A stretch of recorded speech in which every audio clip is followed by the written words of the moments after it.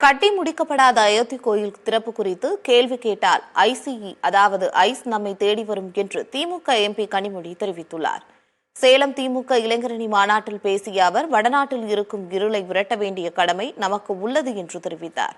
கட்டி முடிக்கப்படாத கோயிலை திறக்கக்கூடாது என இந்து தர்மம் கூறுகிறது.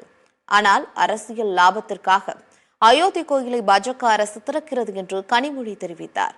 கட்டி முடிக்கப்படாத அயோத்தி கோயில் குறித்து கேள்வி கேட்டால் இன்கம் டாக்ஸ், சிபிஐ, இடி என்ற ஐஸ் நம்மை தேடி வரும் என்று அவர் தெரிவித்தார்.